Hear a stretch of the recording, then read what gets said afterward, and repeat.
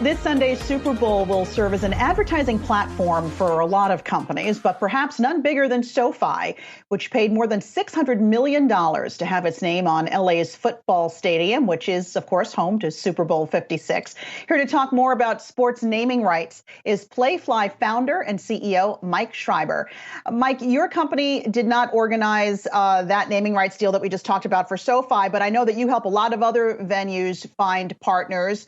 What's the trend you're seeing right now in that space? Yeah, great. Thanks for having me. And great question. There's a huge wind change that's happening in sports around sponsorship, and especially with marquee sponsorships, buildings, even actually the player uniforms is changing inside the U.S. We're seeing more and more opportunities and more flexibility from pro teams, pro leagues, and even college athletic departments as well, looking at naming buildings and putting brands on different uniforms. If you look at what's happened in Europe over the past bunch of years, you can see a difference between what a European uniform and sponsorship opportunity looks like, and then the U.S. So the U.S. is actually now getting more and more flexible to be able to actually put a number of those opportunities into play. So SoFi is a great example. We've constructed deals, as an example, Mercedes-Benz in Atlanta. But if you really think about it, these opportunities are driving significant growth for these sports organizations and leagues that they haven't really had access to before by adding more brands going forward. So we're excited to be a partner to the industry. We actually acquired at Playfly Sports a business called Premier Partnerships, which has now become Playfly Premier Partnerships. And that is really driving this industry change forward by using our amazing sales teams and partners to try to find more opportunities that are really native and synergistic when you put both the brand partner and the sports team together. Hey, Mike, Josh Schaefer here. I wanted to kind of pin down on the growth you were talking about there. I mean, we saw the Crypto.com deal last year that took over the Staples Center, valued at reportedly $700 million. I mean, these numbers are starting to get really big when we talk about growth. Obviously, the Staples Center is a huge venue and very popular.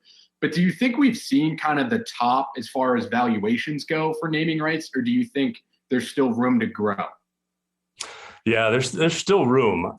Some of these numbers are pretty large, and they include not only the naming rights, but they include a lot of other elements, including in-venue signage, even TV and digital. And that's one thing that's really unique about Playfly Sports. Our business we're a relatively new brand in the space of sports over the last 2 years, but we've combined a number of businesses that have been around for 10, 20, 30 years that now actually we function as a network effect where we can actually support TV, digital, in-venue, and marquee naming rights as a business. We do it in some way or another for every NBA team, every NHL team, every MLB team, as well as a number of marquee college athletic departments.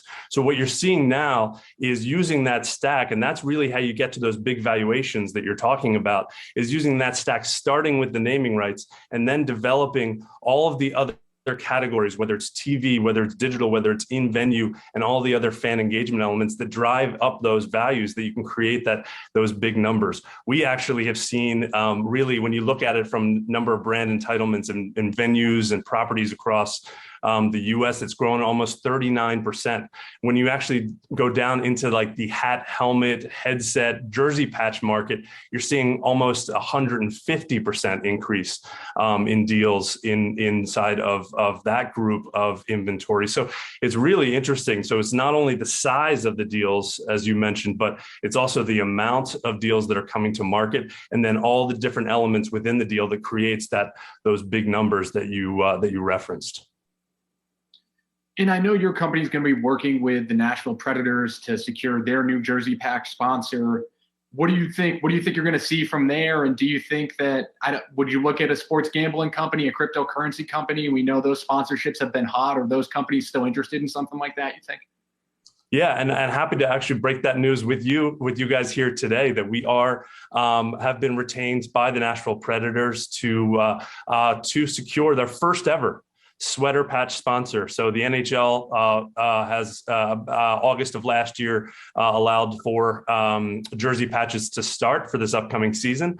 So we're excited to be partnered with Nashville and the Predators team, thinking through what types of partners, to your point. There's really three categories of brand partners to work with in broad strokes. The first is a major national brand that's looking at more exposure. They're already advertising on a national level and looking for that big property and partner like the Predators to partner with. There's the next category is a local or regional. A lot of times you'll see this with a number of brands, and we actually helped in around the actual Bridgestone arena that the actual Predators play in. But we think there's a regional and local play too, with companies that are part of that region that really want to up their game and associate with a big brand like the Predators, both on and off the ice. And then the third category is these breakout brands. And that's what you were referencing when you talk about Crypto.com and sports betting brands, and even a lot of the digital finance brands, as we started off with the SoFi brand. Those breakthrough brands are brands that are really going from a growth mode into the national sphere, and taking a name on top of an arena or taking a patch like the Nashville Predators patch is a really interesting way to elevate that brand and break through all the clutter. We actually did that for the Pelicans in the NBA, and we did their patch on their jerseys for a company called Ibotta, which is a software company. Again, breaking through a new company onto the national sphere, breaking through, using that as an opportunity. So national, local, and then these breakthrough brands. When it comes to the breakthrough brands, obviously crypto is a big category here that we're seeing a lot of, and we're partnering with a lot of those companies. Sports gambling, as you mentioned, is probably one of the fastest growing. It's the fastest growing category for us here at Playfly Sports. But it's really interesting because it's rolling out market by market. You're seeing each of the states roll out legality of the sports gambling opportunities. So what's ending up happening is we've now got majority of the country legal. So you're seeing bigger and bigger implementations of that. We've actually done some of the largest deals in sports gambling in the sports industry, including in college with our recent deal with Caesars and Michigan State. Yeah, that's another interview, and there's lots of exciting stuff happening in that space as well. Mike Schreiber of Playfly, the CEO there. Thanks so much.